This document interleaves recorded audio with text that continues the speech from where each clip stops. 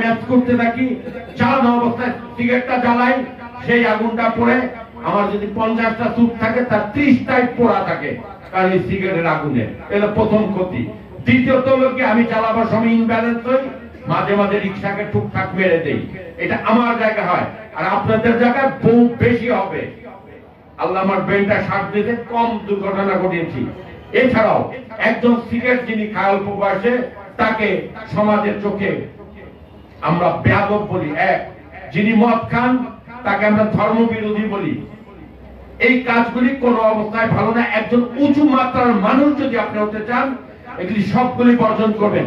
এবং যারা সিগারেট খান না, এই যে মেয়েরা সিগারেট খান না, এনাদেরকে জিজ্ঞেস করে দেখুন, ওই পিছনের ছেলেদেরকে বলছি, ওনাদের কখনো খাওয়ার ইচ্ছা হয়েছে কিনা? ওনাদের কখনো খাওয়ার ইচ্ছা হয়নি, ওনারা খান নাই, খাওয়ার ইচ্ছা হয়নি। সিগারেট খাওয়ার মধ্যে কোনো আনন্দ নাই। বরঞ্চ এই অতটুকু ছেলেরা যাদের নিজেদেরকে হিমেন মনে করে, সিনিয়ররা যখন দেখে, প্রথম দৃষ্টিতেই তাদেরকে আমরা বেয়াদব হিসাবে দেখে নিই, যেটা আসলে ওই ছেলেটাকে অসম্মানিত করা, এই সমাজের সন্তানকে অসম্মানিত করা। কোন নেশায় যাবেন না। সবাইকে অনেক অনেক ধন্যবাদ। আপনাদের কলেজ যারা এখানে জিপিএ 5 পেয়েছেন, তাদের জন্য অনেক অনেক শুভকামনা। একদিন আপনারা অনেক ভালো রেজাল্ট করবেন, সেটা নাসায় হোক, আইটিতে হোক।